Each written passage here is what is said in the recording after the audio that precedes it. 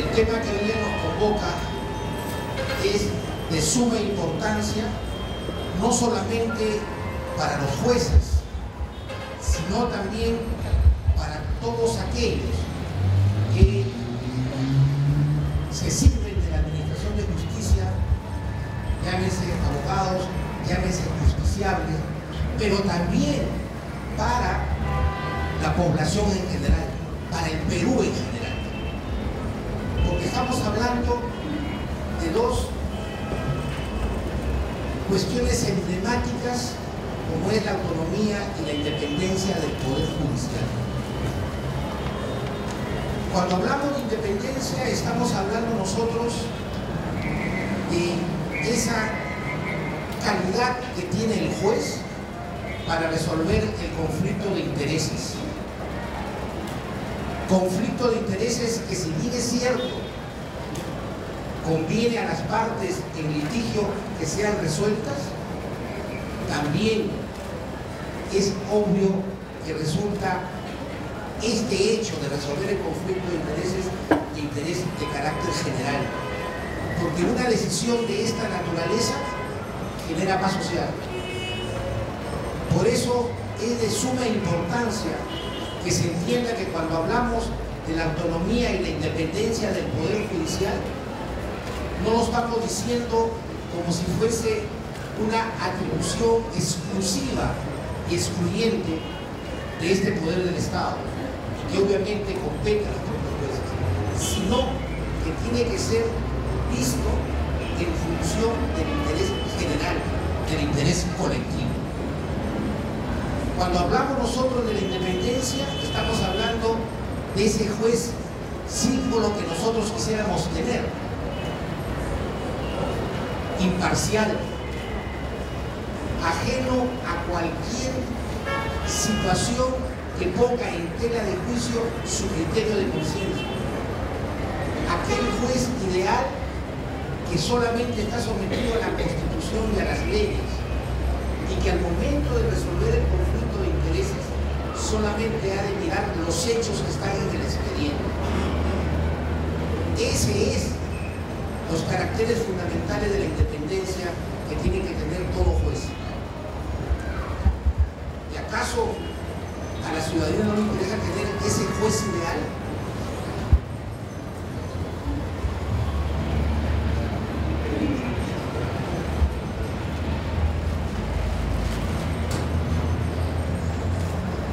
Con la venia del señor presidente vamos a continuar. Entonces, el tema, reitero, no solamente le interesa debatirle a los jueces, sino también le interesa que sea de total, de absoluto entendimiento y exigencia por parte de la sociedad civil. Porque cuando nosotros leemos nuestra Constitución, estamos diciendo que la justicia emana del pueblo y se administra a través del Poder Judicial, de los arbitrajes o de la justicia militar, o en su defecto también de la justicia indígena. Entonces, nosotros tenemos que ser conscientes que para obtener ese juez ideal tiene que concurrir varias circunstancias. Ya se ha mejorado el acceso que tienen aquellos abogados al momento de intentar ingresar al Poder Judicial o buscar un ascenso. Antes existía la participación del gobierno de turno. ¿Recuerdan ustedes la Constitución de 1979? Y mucho antes, también, cuando la decisión final la tomaba el presidente de la República. Exámenes y entrevistas ante el Consejo Nacional de la Magistratura o al Consejo Nacional de Justicia de aquel entonces, presentaban ternas y el presidente de la República tomaba la decisión final de quién era juez. Y en el caso de los vocales supremos, pasaban además por las hordas caudinas de ir al Senado a gestionar que sean ratificados en su nombramiento como vocales supremos. Ahora se ha avanzado mucho en ello y eso es importante. Tenemos una institución autónoma, una institución constitucional como es el Consejo Nacional de la Magistratura, que previa una evaluación designa a quien considera tiene los méritos suficientes para acceder al cargo de juez o ascender en la carrera judicial. Y esto resulta ser de suma importancia porque quita la presión política que antes existía, porque es indudable que ahora se requiere de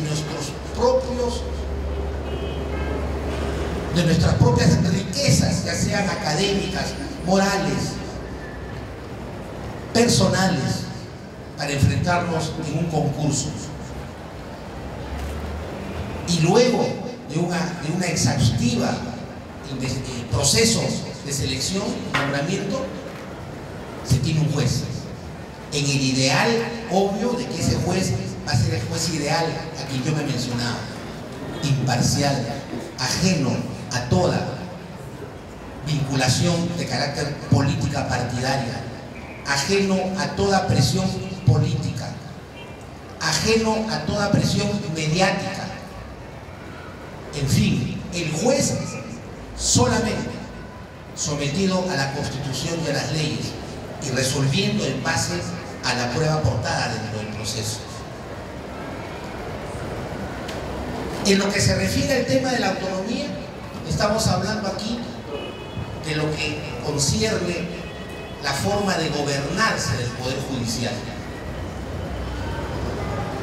La división de poderes que se da en nuestro Estado de Derecho democrático y constitucional nos habla del Poder Judicial, del Poder Ejecutivo, del Poder Legislativo. Cada una con sus funciones, cada uno autónomos en su quehacer, en su vivir diario. Pero aquí ocurre que lamentablemente en el tema de la autonomía tenemos que advertir que existe una colisión, porque, por ejemplo, en el aspecto económico, el Poder Judicial, que autónomamente prepara su presupuesto, le dice al Ministerio de Economía y Finanzas: este es mi presupuesto para este año, solicito que lo apruebes.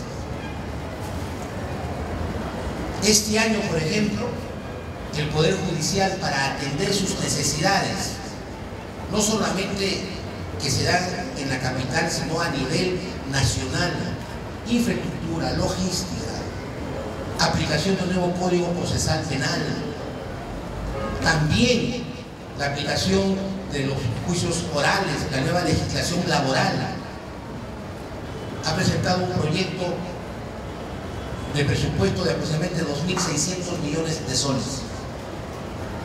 Pero a pesar de existir un proceso competencial que el Tribunal Constitucional sentenció señalando, ahora el Poder Judicial presenta su presupuesto y es debatido directamente en el Congreso, pues, lamentablemente se dio una ley y dijo, bueno, sí, lo presentan, entra a una mesa de negociación y como históricamente ha sido, viene el MEF y dice, vamos a equilibrar el presupuesto nacional. Usted, Poder Judicial, no le podemos dar los 2.600, sino apenas le podemos dar 1.400 millones de soles. Con lo cual nos recortan la autonomía. Y ahí viene un reclamo que resulta ser histórico. ¿Por qué siempre se nos tiene que recortar a nosotros, quienes administramos justicia, quienes buscamos la paz social, el presupuesto que originalmente presenta el Poder Judicial?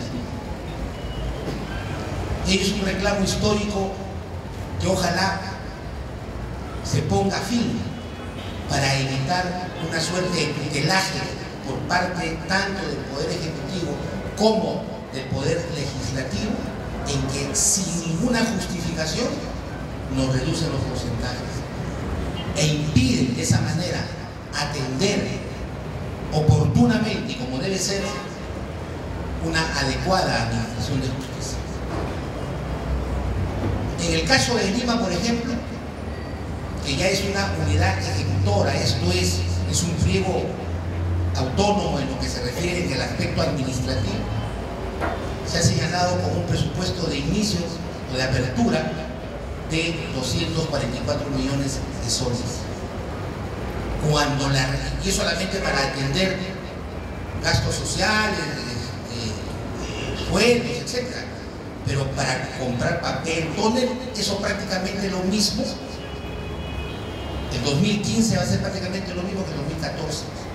Y va a haber un colapso. Que nosotros tenemos las ideas. Y acá quiero rescatar la presencia de mis colegas que estamos aspirando a ser presidentes de la Corte. Porque como dije ayer en la exposición, cada uno tiene la mejor buena intención de resolver los problemas de la Corte. Lo único que ha de variar son algunos tics de carácter personales. Pero el problema lo tenemos, el problema lo sabemos, qué es lo que va a ocurrir. Entonces tenemos que ser imaginativos para evitar que colapse el Poder Judicial. Porque al colapsar el Poder Judicial, está colapsando la sociedad en sí. Tenemos acá la presencia del doctor Mario Amoretti Pacha, decano del Colegio de Abogados de Lima, con que en la antesala hemos estado conversando sobre los gravísimos problemas que vienen afrontando los colegas. En Lima, por ejemplo, y cercenando su autonomía, el Consejo Ejecutivo del Poder Judicial, y no tengo ningún problema como miembro del Poder Judicial denunciarlo, ha cometido el desliz de desmembrar la Corte. Pero ojalá hubiese sido mejor que se desmembre la Corte llevando las causas de aquellas salas y juzgados que quedaron sin efecto de pertenecer a Lima y se fueron a Lima Este, por ejemplo. No, esa carga se queda en Lima y tiene que ser redistribuida. O sea, visten un santo y vistiendo el otro. Los justiciables están reclamando porque sus expedientes no son distribuidos adecuadamente en el juzgado u órgano jurisdiccional que le corresponde ser trasladado. Y es un reclamo que nos achacan a nosotros porque creo que sí es un error del Poder Judicial. Pero es un error del Poder Judicial que emana de las más altas autoridades, a que tenemos que llamarles la atención con el mayor de los respetos para que actúen con razonabilidad en la administración del Poder Judicial. Nuestro compromiso obviamente es con los justiciables. Nuestro compromiso es rescatar lo mejor que tenemos para que la administración de justicia sea oportuna, para que no exista retrasos. Y aquí, acogiendo la presencia del decano del Colegio de Abogados de Lima, quisiera llamar la atención en lo siguiente. Se nos acusa a nosotros de que tenemos una elevada carga procesal que no la resolvemos oportunamente. Pero acá viene una gran pregunta. ¿Los jueces, de manera individual o colectivamente, generamos los juicios? En el ámbito civil lo hace la parte, en el ámbito penal el Ministerio Público. Entonces, a pesar que existen vías satisfactorias para resolver un conflicto como la conciliación, como la transacción, como el arbitraje, nuestros colegas, señor decano, y es una verdad, judicializan todo lo judicializan. Por eso es que en buena hora que la Corte Suprema esté sacando varios plenos jurisdiccionales que son de carácter vinculante para que se sepa de manera predecible cuál es la forma en que se va a resolver determinado caso. En los desalojos ya tenemos una uniformidad de criterio. En el tema de lo que se refiere a divorcio ya sabemos cómo se debe actuar. Eso es en buena hora. Pero señor decano, creo que debe existir una agresiva campaña de nuestros colegas para que no judicialicen cualquier caso que se le ponga en sus manos, porque eso genera dos circunstancias, a mi parecer. Uno, la elevada carga procesal, obviamente, y otro, el desencanto del justiciable. Porque qué bueno sería escuchar a un abogado que le diga a su cliente: mira, José, si avanzamos en este proceso vas a perderlo porque los hechos no te avalan. Tú efectivamente has incurrido en la causal de desalojo y por consiguiente no tienes la ventaja ni tienes prueba de que puedes ser un ocupante, que puedes acogerte a la permisión adquisitiva. Creo que lo mejor que hay que hacer es transar y llegar a un arreglo para que mientras busques una casa, 2 meses se te da de plazo. Qué bueno escuchar eso, pero lamentablemente quizás también acá hay que llamar la atención a las universidades. Existe infinidad de universidades, buenas, malas, etcétera, pero existen. ¿Y cuál es la facultad emblemática? La facultad de Derecho, la facultad de Medicina, la facultad de Ingeniería. Entonces, son aquellas facultades que están llamadas a colapsar, porque tenemos taxistas que son muy brillantes, porque son abogados, o son médicos, o son ingenieros que no tienen dónde trabajar en lo que estudiaron en las diferentes universidades. Reitero nuestro compromiso de defender la independencia del Poder Judicial y de su autonomía. Nosotros, como funcionarios públicos, somos los más fiscalizados.